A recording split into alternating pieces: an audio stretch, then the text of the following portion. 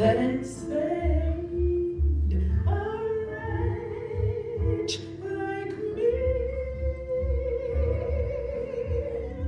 You're here, I'm pleased, I really feel your company. Your style, your smile, your pace mentality. Lord, have mercy on me. I was blind, now I can see what a king's supposed to be.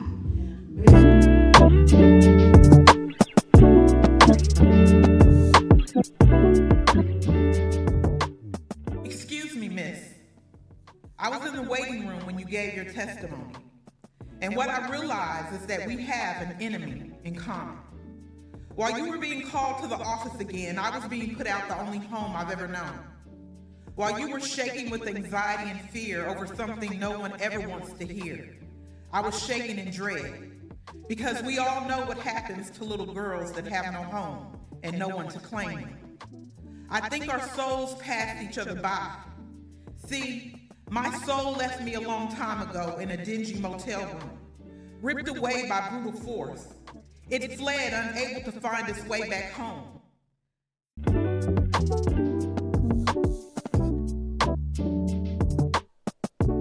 Historical people, who would you want in your seat and why? Wow. I guess because I'm different. You know, I'm not really starstruck. And so it would be hard to really pinpoint anybody in particular. First person that just came to my mind, you know, I mean, if I had an opportunity to cut Denzel, you know, I would. That's a good one. I'd do that. That would be a dope conversation. Exactly.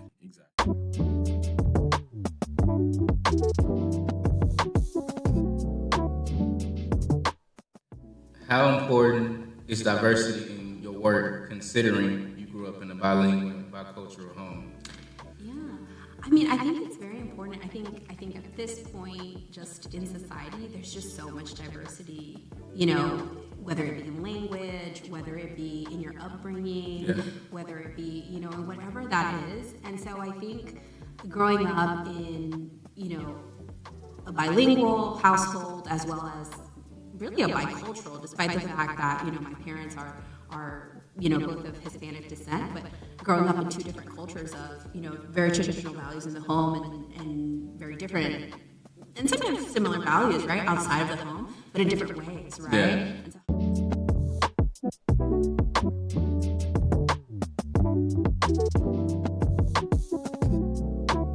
he tests those whom he loves. I pray he continues to love me till my death. I pray he continues testing me and testing me and testing me until I have no questions left. Until I can ingest knowledge and choke on lies and spit out truth with every breath. But you see, until love for what he loves and hate for what he hates is the only thing that's left within my chest. I know that I will constantly fight to love what's right because I was created with a heart that sits slightly to the left. But I'm okay with that. Because I always knew and always know that he knows exactly what is best. You see, he knew that it would only be a matter of time before I would open my eyes and finally realize that I needed to look deep down inside and pull out the divide so that my heart and my mind would collide and learn to work together.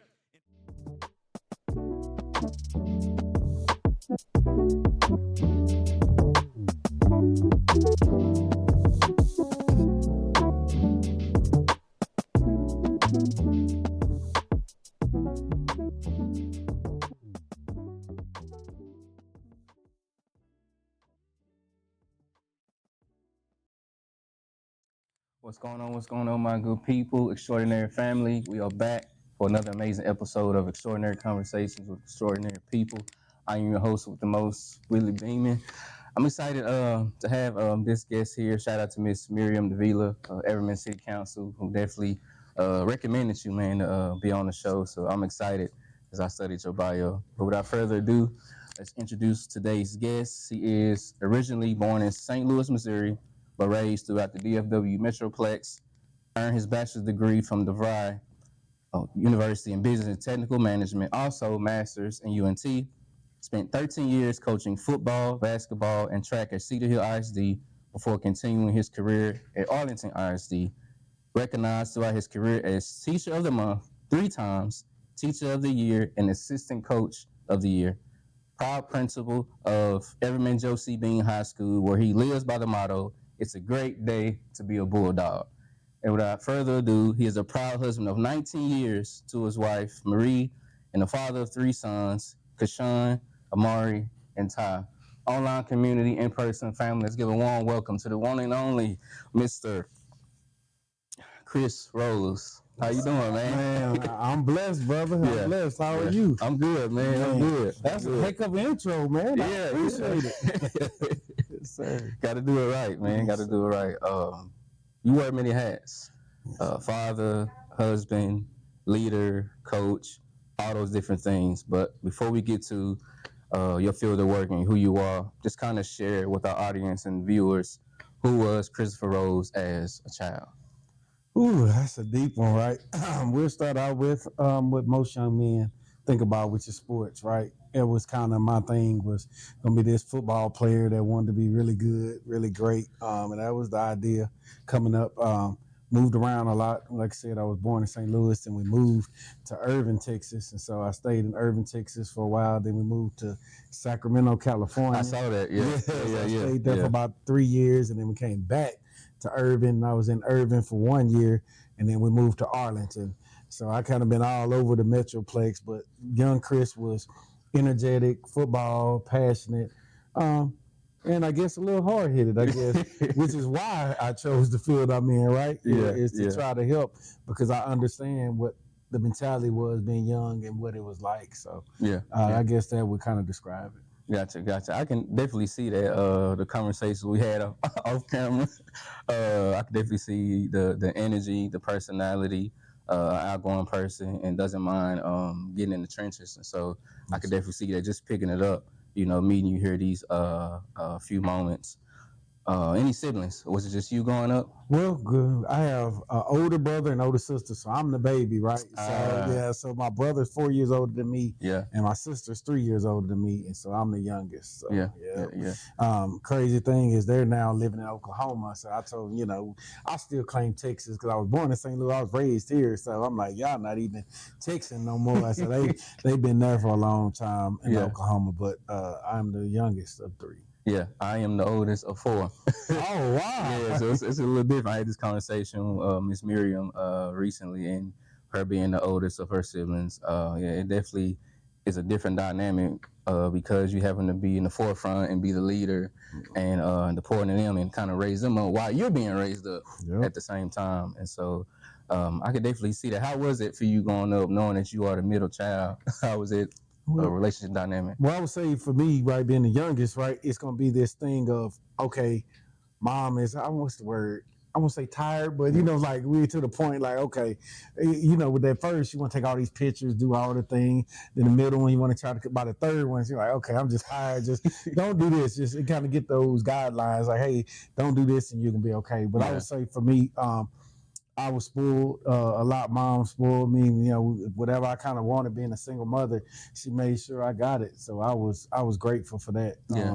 That was the dynamic. And then my brother and sister being 4 years older, like literally by the time my brother got out of high school, I was coming in. So we didn't get to spend time, but I got to spend the 1 year with my sister. So that was cool. Being able to do that for 1 year, that was cool. Yeah. How was it? I saw in your bio that you lived in Sacramento for a little bit.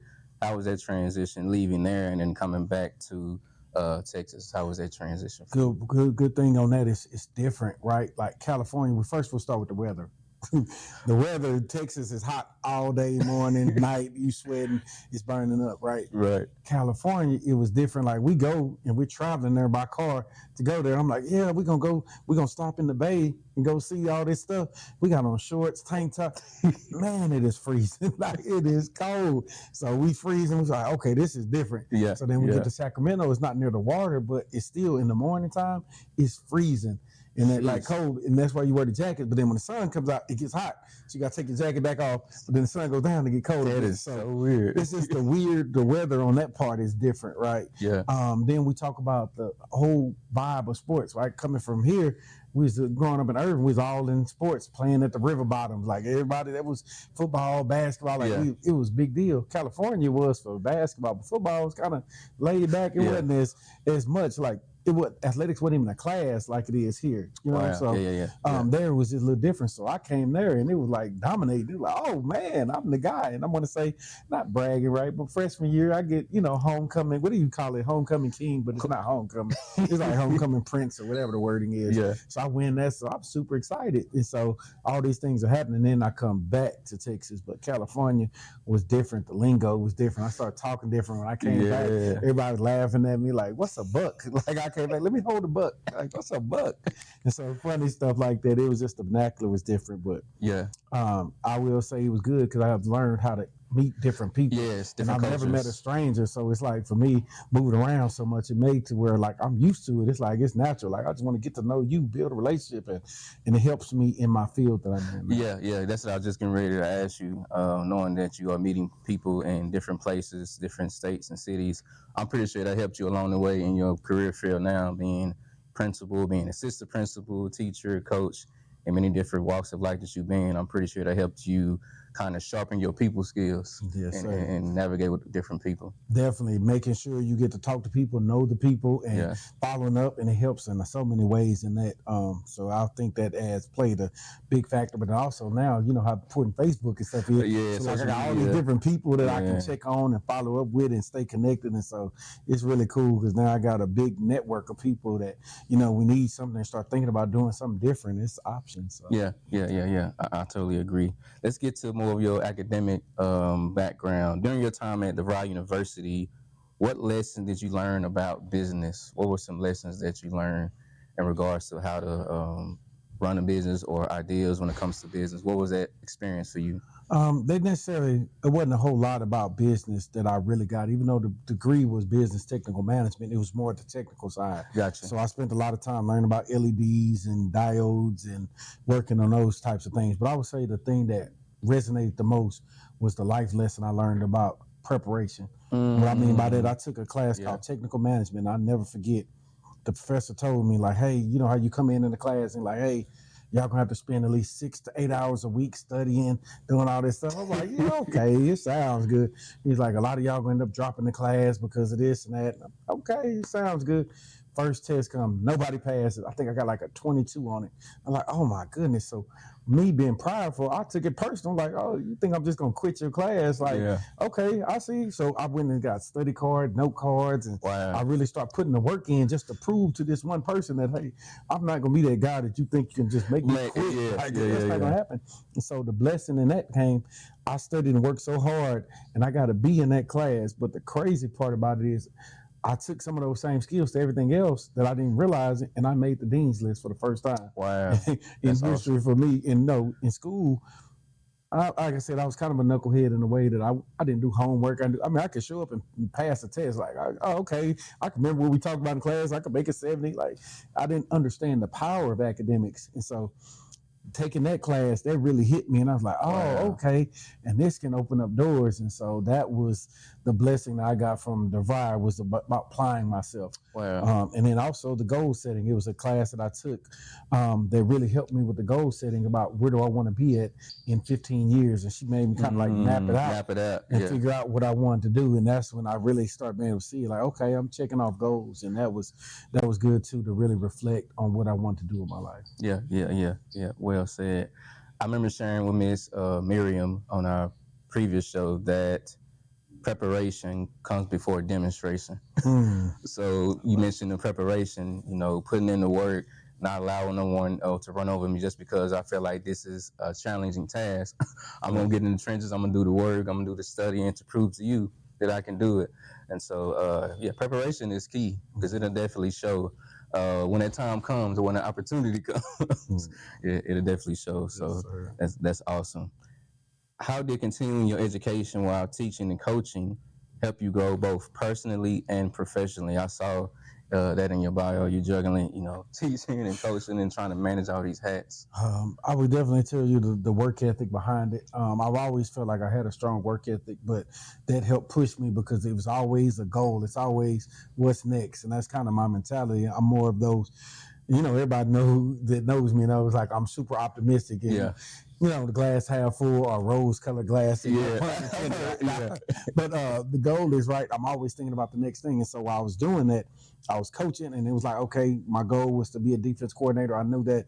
But in order to get ready for my next phase, which could be possibly outside of the classroom and outside of coaching, I need to get my master's. So I was kind of balancing both, but I was pushing myself because I know down the road, I need to have that opportunity. It's an old saying that people say, right, if you stay ready, you don't have to get ready. You got to get ready. So you know how the motto is. So that's what I was thinking. Like, let me get the master. I don't even know if I'm going to use it.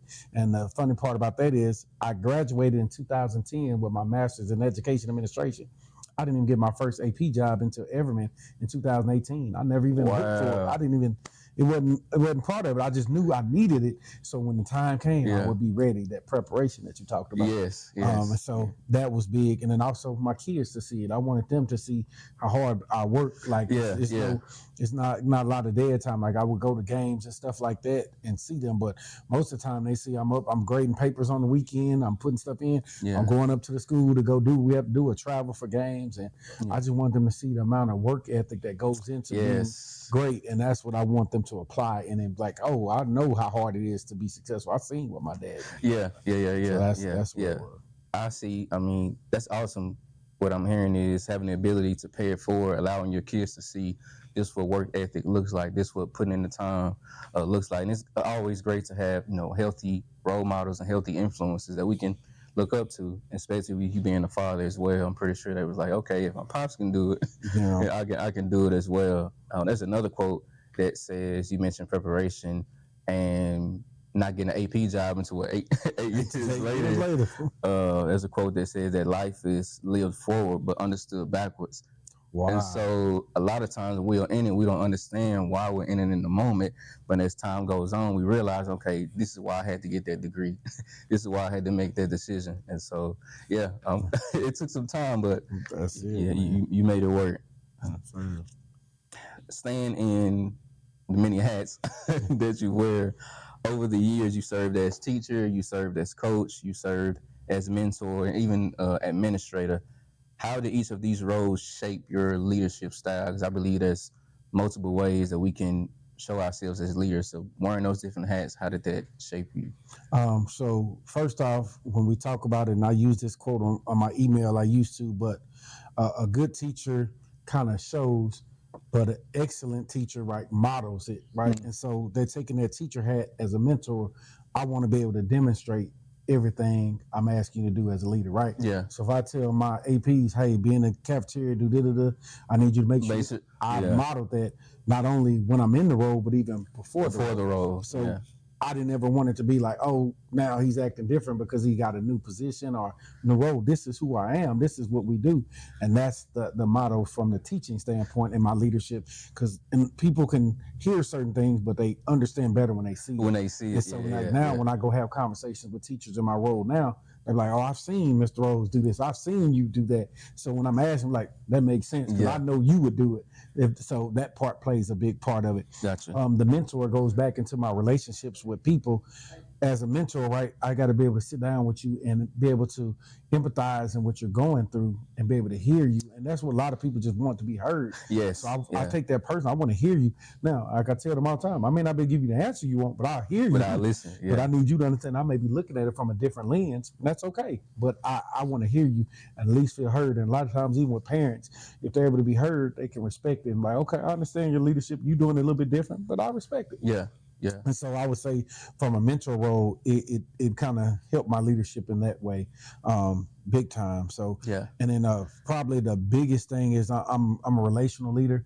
And so, like I said, I genuinely want to make people happy because I think a happy person is going to work harder. And so for me, for leadership, I want you to enjoy coming to work. I mean, we all would prefer to do something else. Yeah. Just sit at home and get paid. But if I got to be here, I want to be here with these guys. That's what I want. I was like, man, if I got to do this with anybody, I want to do it with these. Yeah, That's the vibe I'm going for, and I love want it. that all the way around from not only the teachers but the kids, right? Yes. I want them to feel like, hey, I could go to my principal at any time. I can go to my AP. I go to my counselor. Like I can go talk to people. It's not like I'm shunned.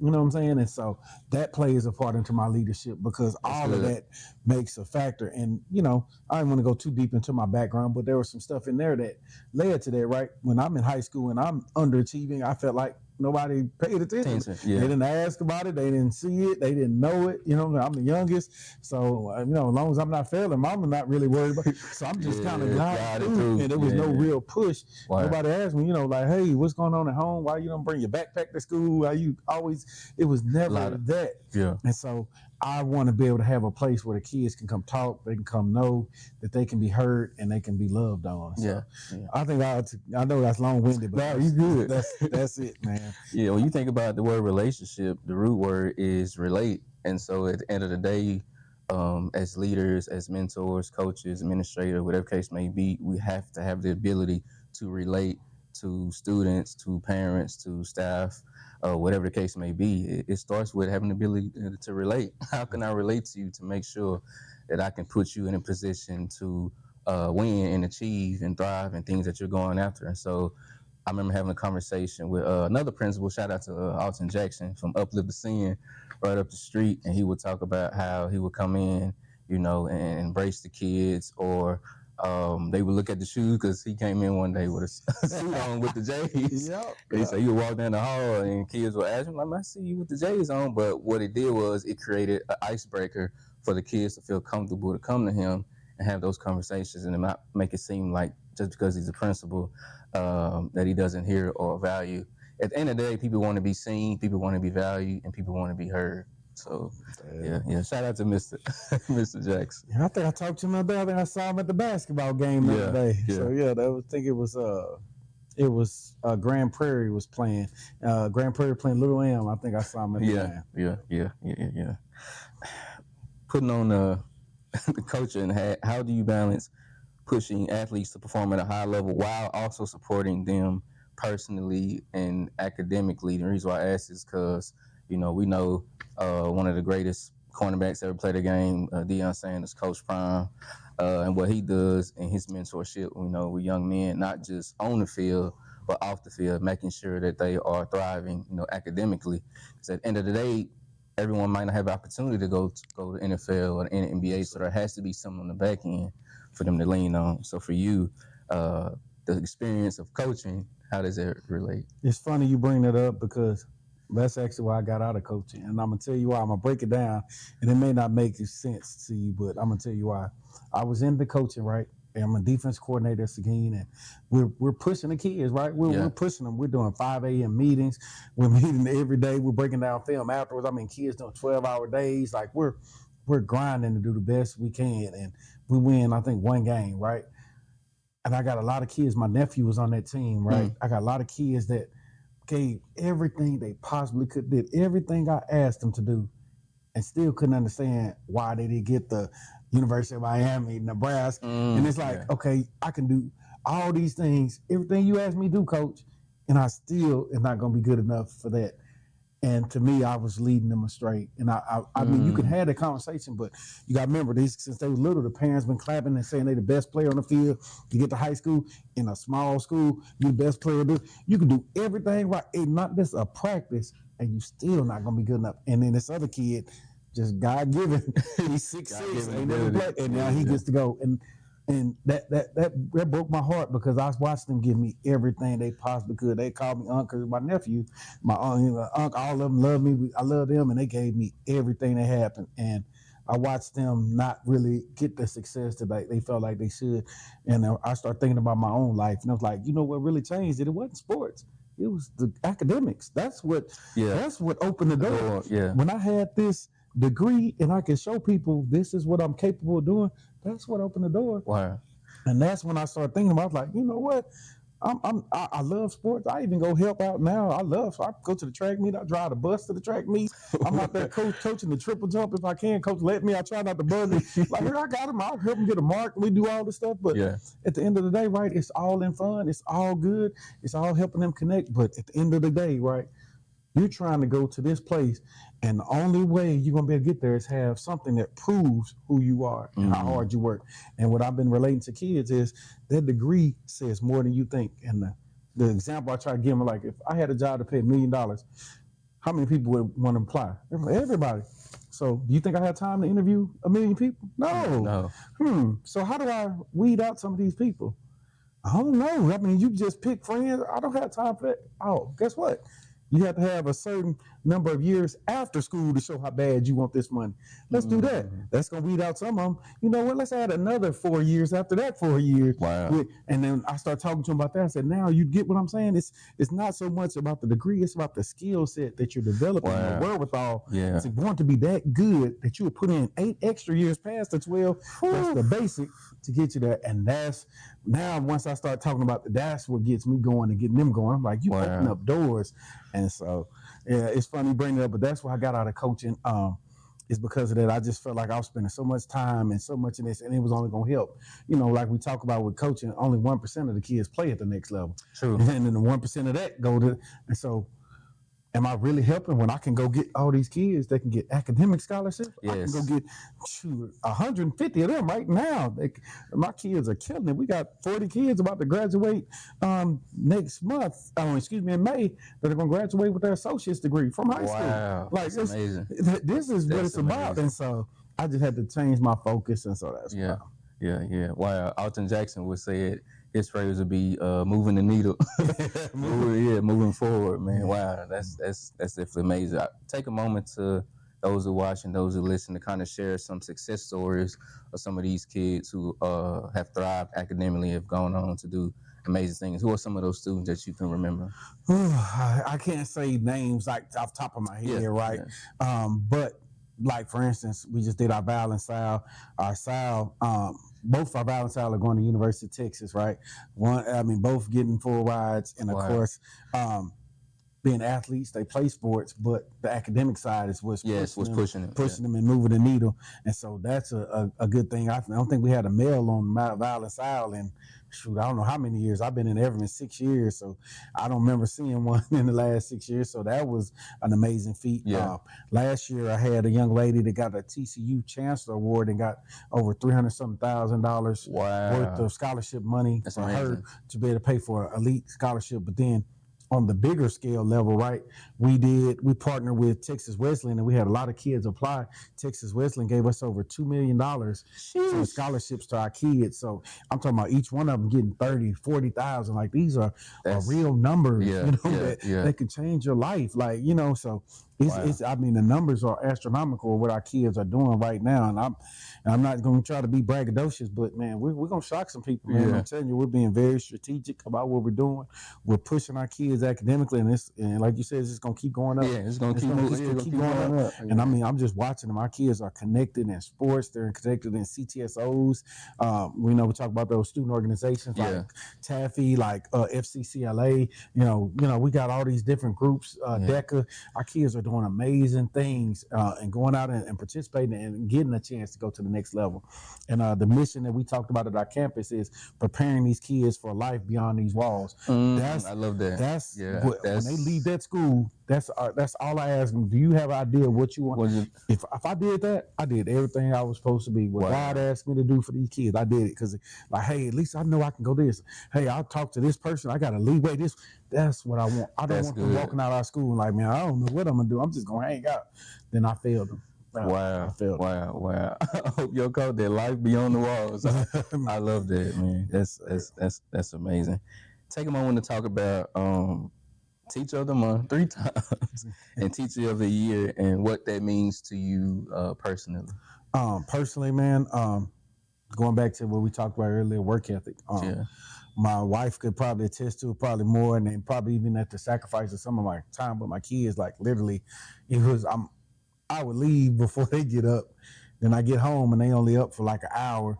maybe an hour and a half. I get to play Sacrifice, with them, and then after that, I'm back working and doing stuff. And then on the weekend, we got game Friday night, so I'm coming in, they sleep, or it's late that night when I get back from the game on Friday. Saturday, we got to be back up there at 8 to go work out the kids and go game playing. So I'm there all day game playing Saturday. Sunday, I go back up there to go get my grade book and put all the grades in for the week because all the parents want to know how my kid doing in the class. Wow. So I tell them, just give me till Sunday, and then by the next week it's update. So I stayed up all night Sunday, make sure all my grades updated, everything is in timely matter, so not getting it at the last minute. So right. I think it was that part, the work ethic. But then also I've had some amazing leaders. Dr. Sam Nix was my principal, who was an amazing mentor that gave me a lot of knowledge, being very strategic about what I'm doing and being pointed on how I'm leading kids. So that was a huge mentor. Brian Bird was another mentor of mine. He was my APS again. He helped me look through and talk through, okay, what am I doing for kids who are not getting it? And like, okay, what are going to be some other ways that you can reach them, other strategies to help them be successful? You building a relationship with them, and they're not getting it. Okay, we can't just stop. What are you going to do? So I've had some amazing mentors to go along. That's so important. That brings it to me as well. And then of course, as I was coaching, I had some great people around me. At Seguin again.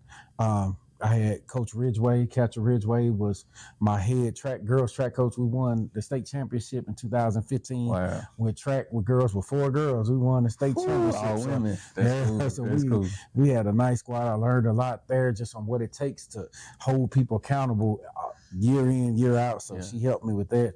Of course, when I first started coaching, I was under Coach McGuire, Joey McGuire, who's the head coach at Texas Tech. And so, he talks about expectations and doing things right. Like, we treated our junior high football like it was varsity. Like, that's the way he made you feel like you want to run through a wall. So I mean, we're implementing. I'm filming it on my phone, making the kids watch film in class. Like, I mean, it was good, man. So I would say I had a lot of good people along the way. Yes, mentorship. Yeah, so that mentorship that you said, and just a culmination of all that hard work and learning what it means. Pushed me to be that teacher of the year, teacher of the month. And I'm definitely grateful to God, man, for that, because, that reminds me that, hey, you can do it. Like, it's funny when people that I know from when I was in high school in Irving and Arlington, they're like, they let you be a principal? They're like, people change. And that's of course, yes. Not to go again, I told y'all a little bit of a knucklehead. In my class of 1998 from Janesville High School, we had 415 students. Wow. I was number 413. Literally, number 413. It was only 2 people that worse than me. Right? And so it's funny, but I was like, that's what I tell these kids, like, it ain't where you start, man. Once you make up your mind and you get a focus on a life beyond these walls and you know where you want to go, it's full steam. Yeah. And that's what I know. If I could just get them to figure out an area to point their attention at. After that, it's sky's the limit. And so that also is brings up why I love what I do, man, because who they are now is not who you're going to see 5, 6 years, 7 years. You come back like, man, it's just all smiles and just seeing like, man, I done changed. I figured it out. And it's like that light bulb. Like, yes, good job. And so that's the blessing in being in this. So Wow. I remember watching 2-time champion Kenny Smith for Houston Rockets. He was talking about his son playing for North Carolina. And he was saying that when it comes to greatness, it's just not a one-time thing. It's a continual thing. How can I do this over a long period of time? Whatever area of field of work I'm in, whether it's a coach, whether it's a mentor, whether it's a teacher, a business owner, librarian, whatever the case may be, how can I keep this up consecutively? And so that speaks to you and your path, and mentorship is everything. We have to have the right people around us that will push us, that will challenge us, that will hold us accountable. And that's amazing. Even here working at this library, man, we have such great staff, great team. At the end of the day, we all have different skill sets, but we come together and say, okay, how can we push this library forward? How can we create innovative programs for our community? What do they want? What do they want us to put in place? And so it just comes down to us making sure that we have an ear to our community. And so, man, we've had so many innovative programs. Even here recently, We have a partnership with Goodwill North Central Texas, and we had a job fair a Oh, couple months ago. And man, when I tell you, it was 100+ people who were in these doors from all walks of life, man, putting them in position to find employment because we know where the economy is now. And so it was amazing to see, man, giving people these resources to move them forward. And like you quoted earlier, I want to make sure that my students have life beyond these walls, not graduating high school and feeling stuck. yeah. Where do I go now? What's the next mission for me? And so yeah, gotta be strategic. Yes, sir. Yeah. Yes, sir. Gotta be strategic. Those that are watching and listening who wants to get in the field of work that you in, what advice would you give to someone who's considering to become a teacher? What would you tell them? Whew. I would tell you that it's not a 9 to 5. It's not a clock out type of job. It's not that. And my staff tell you, and I bring it up in faculty meetings all the time, like, hey, if that's what you're looking for, if that's what you want, then this may not be the place for you. And it's okay. I'll write you a good reference and do what you got to do, right? Yeah. But you just got to know that coming into this, it's going to take a lot of work, and the kids are going to need you. And that's why I'm so grateful for the staff I do have, because I mean, they're answering emails late at night, in the middle of the night, early in the morning, because parents are concerned, upset, or dealing with cheer orders and stuff like that. They're going to games and sporting events, and they're with the children more than the parent. And so if you're a teacher trying to come into this, you got to know that, hey, it's not like working at Target when you cut off and hey, I'm off a clock at 5 o'clock, it's over. This is not over. Yeah. It may be an email from me, Exactly. from the AP, like, hey, we need this and this, and we do it not for the compensation, but because this is what's going to help the child. We're trying to help them get somewhere. So, hey, have you seen this? Hey, respond to this, communicate and work it out. And so that's what I would tell them. Just know in the back of your head that it's not a 9 to 5. And I think some people come in with that. The second part I will say is you can have high standards, but you still have to meet them where they are. Right? I And love so that. we can have these high standards, but you could come in, right, as a brand new teacher and say, we're going to do this, we're going to do this amount of homework, we're going to do this. And if they're not ready for it, they're okay with taking it and failing. So failure can be an option. So now we see that they're not meeting that. Okay, you know what? I'm going to change it a little bit. Okay, I need you to do this, this, and this, and this. And then we're going to slowly move them up. I love that. So like my example, when in college, I could do it because I'm in college. I'm a little bit different. I'm a little bit older, right? You're dealing with 14, 15, 16-year-olds. Like mentally, they're not okay with that. And so you got to be able to understand as a teacher that you have to be smart enough to adjust and meet them where they are. And then the third thing I would tell them is, of course, it's about their relationship again. Yeah. For a young kid. Yeah, relatability. The young kid, the school work is not their work, it's your work. And what I mean by that, kids do this all the time. They were like, oh, Mr. Rose, I did your work. Oh, I did my work 20 years ago. I'm done. But that's how they equate it. So if I don't like you, guess what? Mister, I'm not doing your work. They don't understand because their brain is not developed. They don't understand. Exactly. That work is for you. It's to make you better. So imagine if you build a relationship.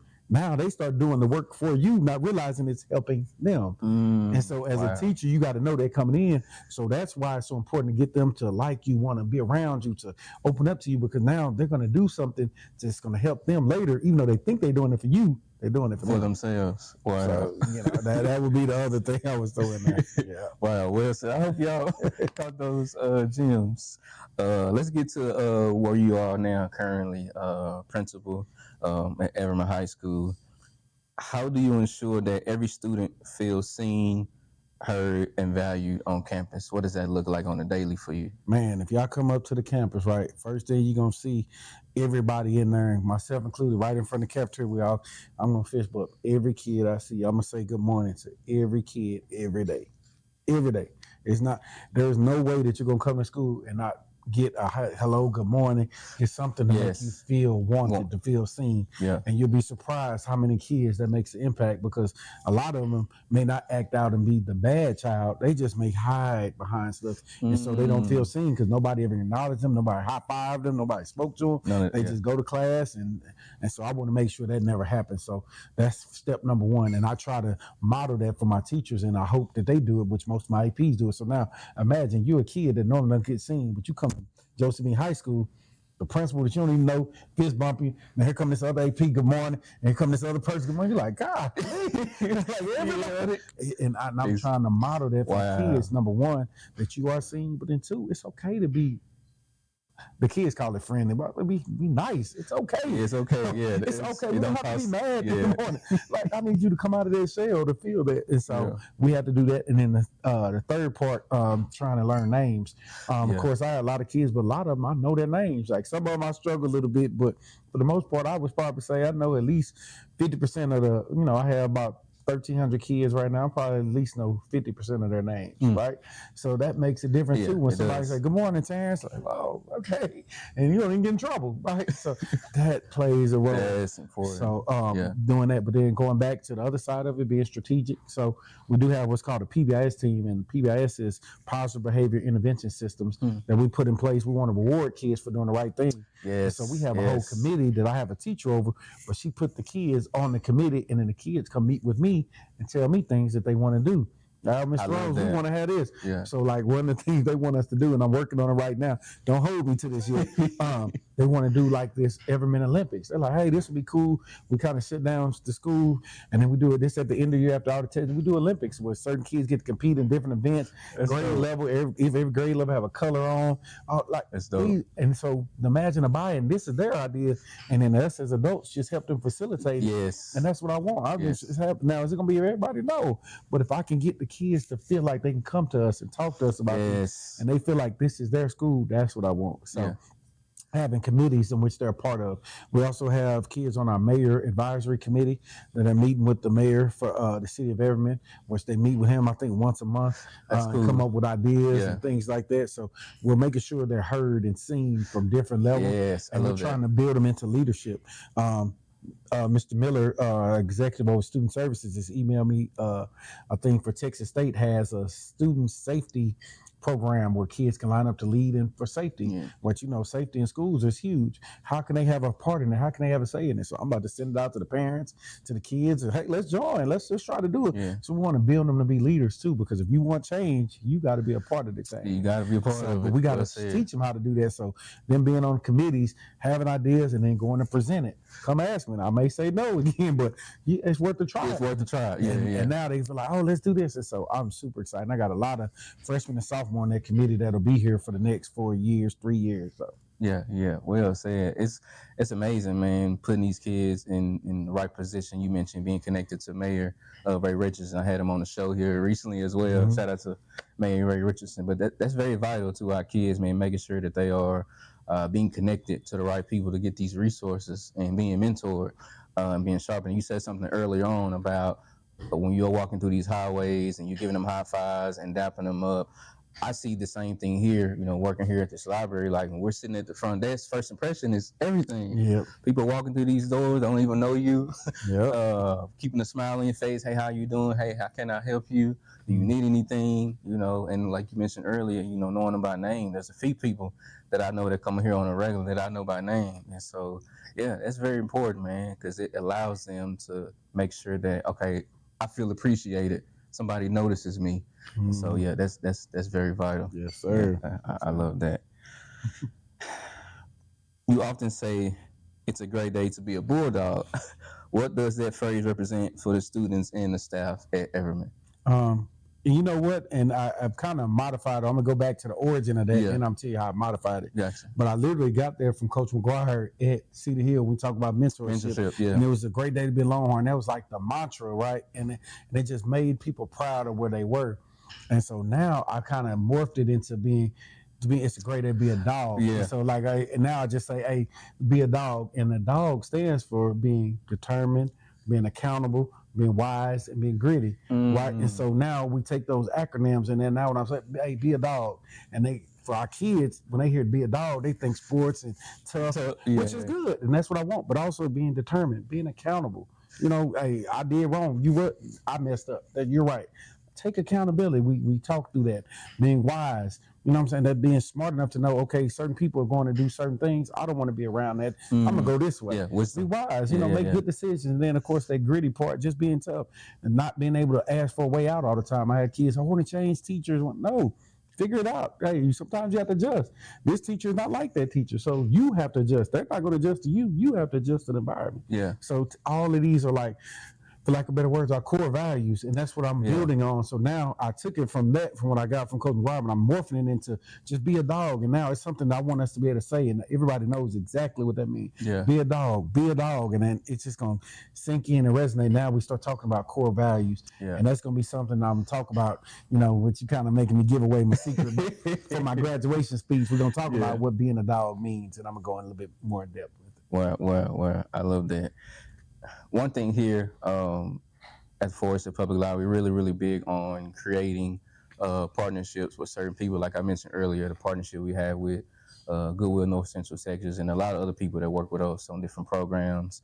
Dr. Parker, Dr. K, who hosts our STEM program between the ages of 8 and 12 twice a year, which is an amazing program we have. We have another program with our teams, where we do like a team cooking camp. Oh, nice. Yeah, shout out to Chef DeVry, who comes and hosts that for us. And so we're really, really big on how can we connect with people who have these skill sets and these different things that we can put in place.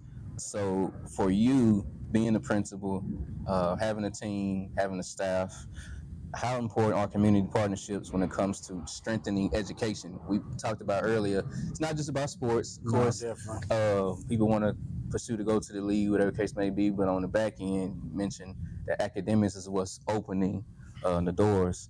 And so how important is community partnerships when it comes to education specifically? I think it's huge because kids can only see so far without experiencing it.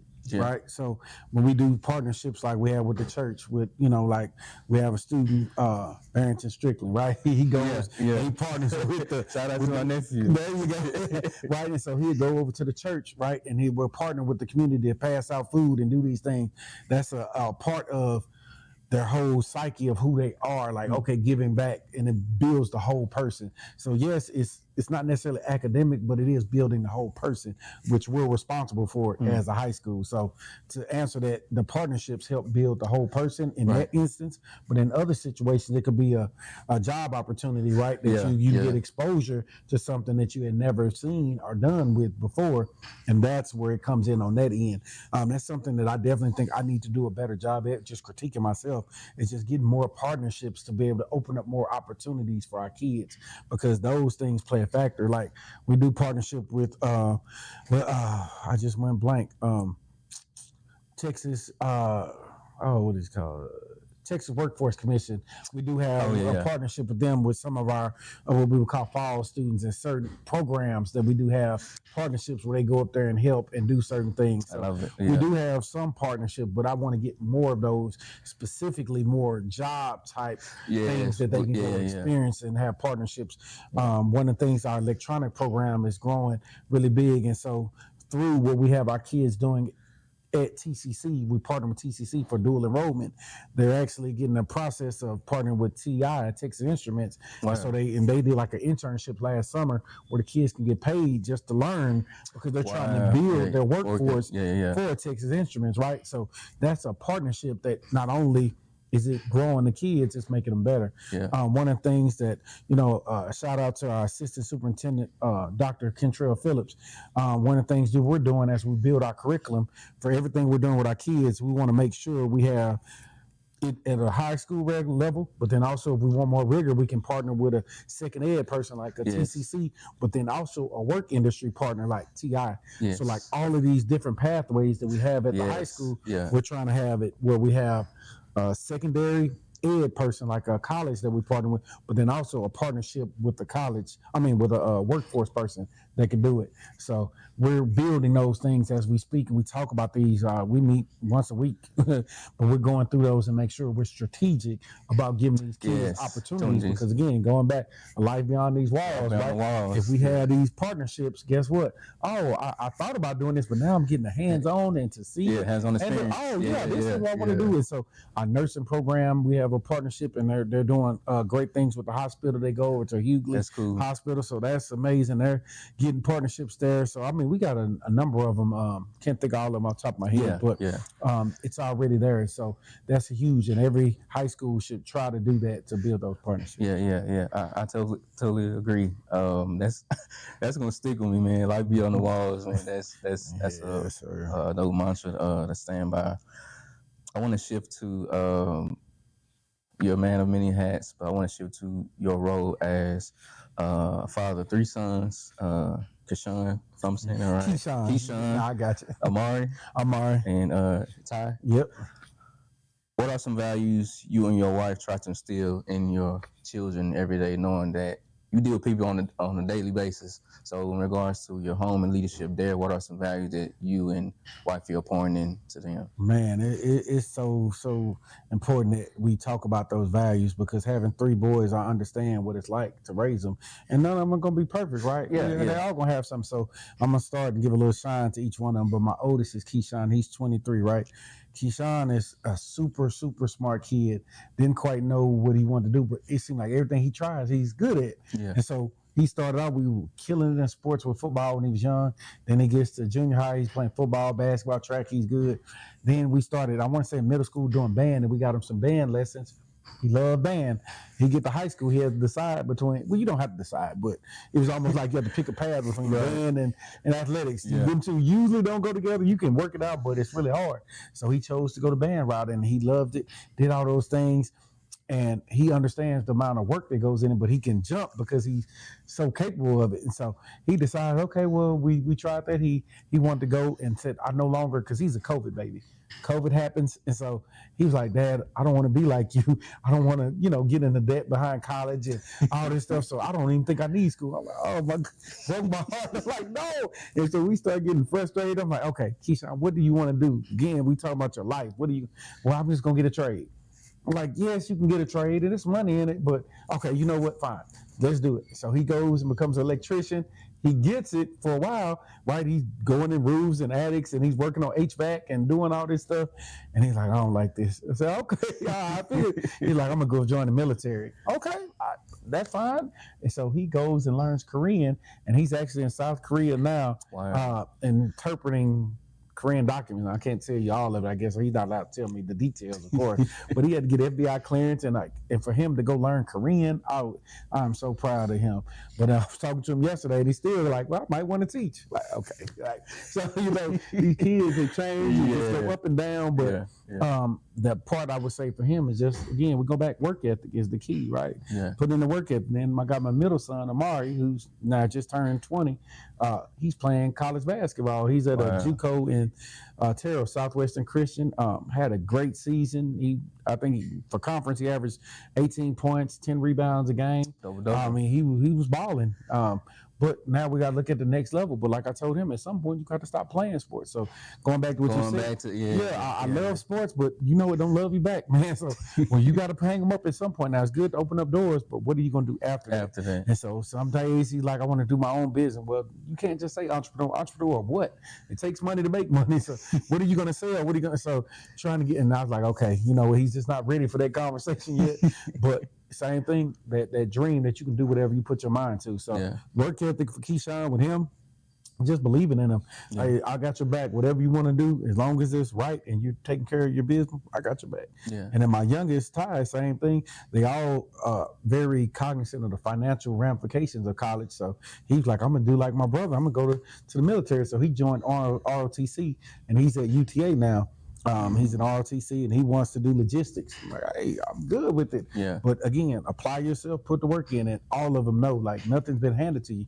Everything you're going to have to earn it. Yeah, you're going to have to earn it. Yeah. Nothing's given, man. I'm not, and just because of how my background was, I'm not just going to give it to you. You got to have a plan. You got to earn it, man. And so I would say that hard work is for Keyshawn, believing in him is for Amari, and then Tyler's is like, hey, nothing's given, man. Go out and get it. And so he's doing ROTC, he's out running and doing drill, but then he works at Panda part-time too. So I was like, hey, this is your money. You're going to have to earn it. Like, I'm not giving you nothing. So definitely earn it. So, I love that. I would say for that part, nothing's given. Everything is earned. And that's kind of the thing I text them all the time too, that, earn, not given. Yeah.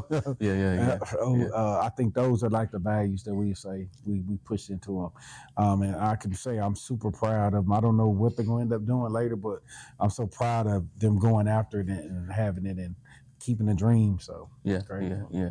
That's amazing. I mean, they have the ability to see, their father, in the trenches and moving forward, and putting in the time and sacrifice, knowing that if my father can do it without making excuses, and then so can I. And so, yeah, that speaks to your leadership. That speaks to you being a positive influence, in their life as well. Were there times to where you learn from your children in regards to what they're going after? Because most of the time, parents are the one pointing to their children and not really listening to what they're trying to do. So were there ever moments for you to where you learn certain things from your children?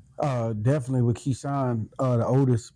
I had this dream of him being this doctor, lawyer. I had in my mind, because he's always been so smart academically, right? And he was in the Duke Tips program because he had great grades, and he killed. I was like, okay, you're gonna be the one that's gonna do what I consider being a success, right? Yeah. So when COVID happened and he started reading, I mean, this is the kind of kid he started reading Dave Ramsey.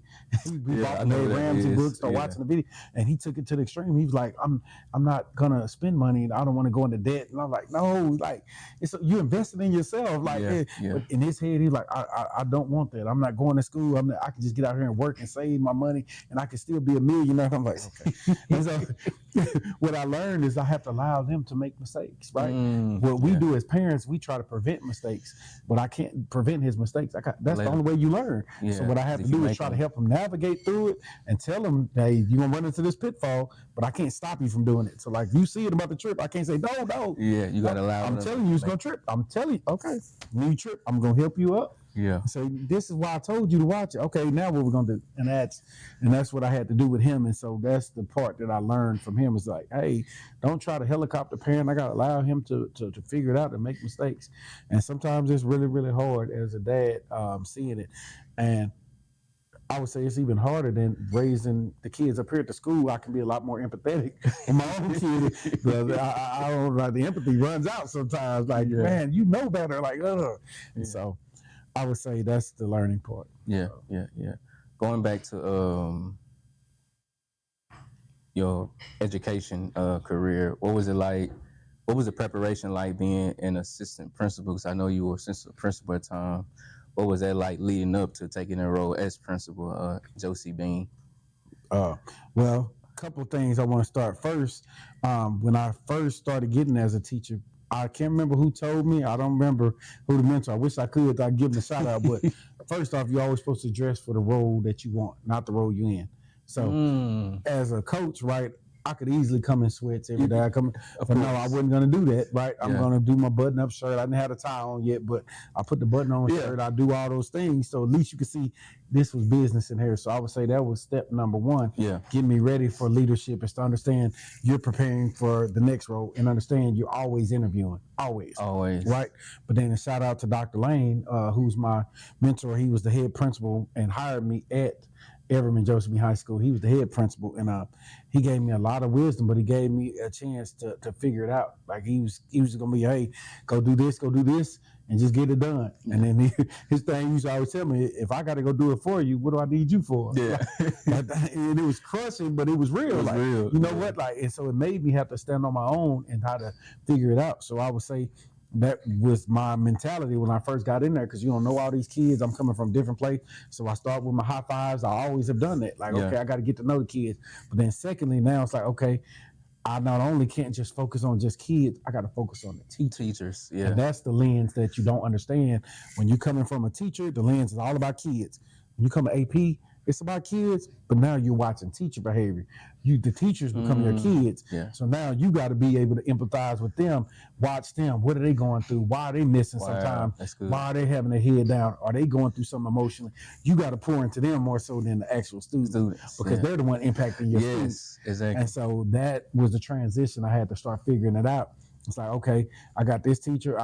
Some of them be a little bit more needy than others. But hey, come meet with me after school. Come talk through it, and then we'll go through stuff.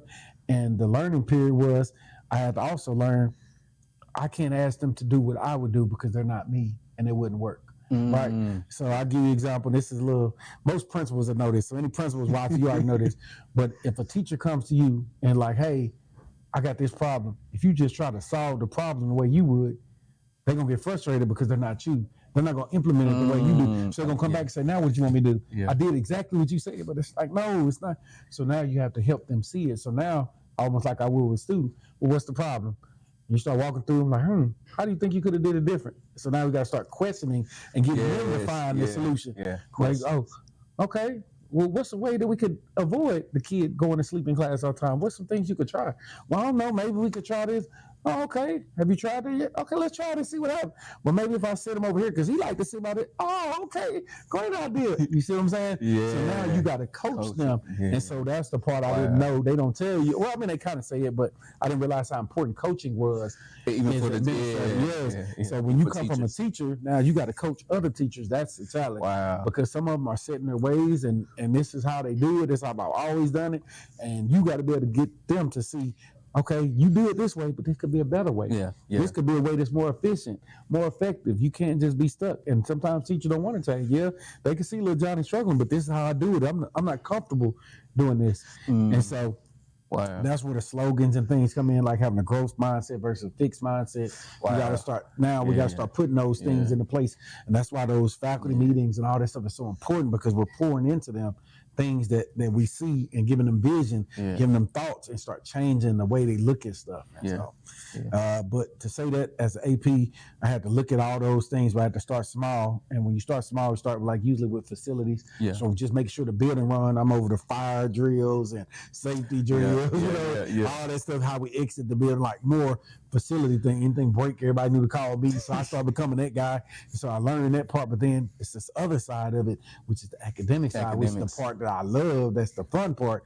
But you got to get away from the facility side to get to that. But there's the academic side. Okay, strategically, what are the kids struggling at? Who all is struggling? What groups are struggling? How can we address it? What's our strategy? Like now you got to start digging deeper and keep asking more questions to unfold that. And the question you got to ask yourself, okay, is the teacher that you're asking, are they doing everything we're talking about with fidelity? Do they have what they need to be successful? And so that's the growth. It kind of goes, most people that start as AP start, we used to say books, butts, and books, buses, and butts, so it's discipline, fire drills and the books. But now it's away from that. Everybody now is an instructional leader. So, but a lot of times you come in, we talk about just make sure discipline, handle referrals, and that's and then slowly you start learning about pedagogy and being better, and then challenging teachers on what they're doing to their classroom to make it rigorous. And I would feel like that's the process we're at right now at the high school. Like, we have some really, really good teachers, but now I'm asking them to do more, and it's like, oh goodness, and that's like, we got to keep pushing, and I really, really feel like we're gonna shock some people, man, because they're busting their butt, man. We're being super strategic about how we're doing things, and it's growing.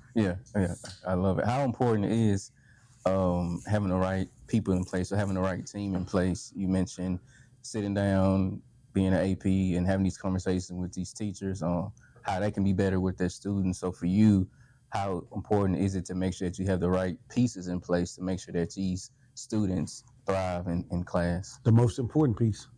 Being honest with you, it's the most important piece. Not only is it having the right people, but having them in the right seat on the bus. So you know what I'm saying? You got to have the right people, but they got to be in the right place. Because if not, we're not doing it the right way. So I think for me coming in, I had to go back and look at, okay, where's everybody at? I know them, but now I got to look at it differently. Like, are they in the right seat? Do they need to be doing something differently? Or do they match what we're doing? So year one, it's kind of like, okay, let me get on the kids a little bit to make sure that they're fixing their behavior. I'm kind of holding the kids a little bit more accountable. But then year two, which we're in now, it's like, okay, teachers, are you willing to do and go the extra mile? If not, maybe this is not the right fit for you. And so we talk about skill versus will. That's what me and my admin team talk about. Okay, you got this teacher in there. 60% of the kids are failing. Is it because they're not supported? They don't know how to teach the lesson plan? Like, are we doing something? Do we give them everything they need? When the answer is yes, then they're just choosing to do something different. Now it's a different talk. Different conversation. So one of the things that Dr. Nix has always taught me was like, for a high level of accountability, you have to have a high level of support. And that's what I want to supply them. We provide a lot of support for our teachers. So if you need something, you need it, we get it. And it's top from top down. Dr. Donaldson, I could call her anything we need at the high school. Here, we're gonna make sure you got it. Dr. Phillips, hey, Dr. Phillips, I need this. Here, you got it. And that's the support. So I Wow. feel supported. So now the teachers are Teachers gonna feel feel supported. supported, yeah. Now they support the kid, and it trickled, and the kids Yes. perform for us. And I think that's gonna be our secret sauce. And I don't know if it's even a secret. I think people know it, but I think just being intentional about how you do it. Yeah. That's what we're experiencing, and it's going to be a wave that everybody's going to be able to see. Yeah. And the partnerships with the community, like you said, we're neighbors. Yeah, we're neighbors for bro. Everyone Forest Hills. We want to bring it all together. Yeah. I'm talking little league sports to the library to everything. Like we're connected. Yes. And I want us to be an open book for everybody, man. And so that's the vision I have right now. Yeah, you'd be surprised, man. It's a lot of people, Evan residents that come in here that don't even know that this library exists, or they are part of this family and they have the access to the resources that we have here. And so our Everman community is definitely growing when it comes to giving them these resources, library cards, sign-ups, things like that, and even programming. Like I mentioned earlier, Miss Miriam Davila, connecting with her and giving her our program information to make sure she's getting that back to this community. And so, yeah, like you said, man, we neighbors, man. So that's there shouldn't be a reason why both of us shouldn't have the ability to work together and put things in place. But well said. As we close, those watching, listening, any closing thoughts, anything that you want to share, whether it be from a coaching perspective, leadership, AP, principal, or some closing thoughts? As we sit back and go through this, and as we having this just nice conversation, man, I don't want to miss the opportunity to say that, he who is in me is reason why I'm blessed to do what I'm doing. And I am super, super grateful. And I always talk about my faith because, man, without that, I wouldn't be where I am. And exactly. I get emotional about it because, man, I watched God change my life. Yeah. And now I take it so serious about changing the lives of these young people. And I know if I get the right people and I partner with people and we connect with people, the things that he can do for our community and for our kids. And that's one of those things that I want it to be, is like a pillar of the community if I could be at some point. I don't want to go nowhere else, man. I want to be here, like synonymous with Edmund. Like, man, these kids were like, man, Mr. Rose still up there? Yeah. You know what I'm saying? Like, that's my dream. Like, that's crazy. Like, hey, whatever we need, I know I can go up there and see Mr. Rose. He gonna help me figure it out. He gonna help me connect wherever I need to. That's what I want. And so I give God all the glory for that opportunity and for being a blessing and for everyone taking a chance on me. I didn't have any head principal experience, and to believe in me and support me and just watching it grow, man. And so I am so excited, man, to see where it's headed and to see how all these partnerships come together, man. It's going to be a beautiful thing. And I want our community to be proud of who they have leading them. And my door's always open, any feedback, ideas, and that's my closing thoughts, I guess. Gotcha. We talked all set, man. We're gonna have to hopefully come together and take this show on the road and bring it to high school, man. I think that would be cool, man, to sit down and have these conversations, like you mentioned, the band members, the faculty, the teachers, and the students, man, to let them know that, we're here to support you guys. So, yeah, I appreciate you, Mr. Rose, man. This has been so fun. Yeah. We got to do this again. I told you, it's like sitting on the couch, man. I love it. It was painless. I love it, man. Yes, this is Ordinary Conversations with Extraordinary People, and I can say that we definitely had an extraordinary conversation and dialogue on today, man. Once again, I appreciate you. I can say, man, just keep doing what you're doing, keep moving forward, keep being the leader that you're called to be, man. And I know there's more to come. Yes, sir. Thank you, brother. Yes, sir. We will see y'all next time right here in these seats. Peace.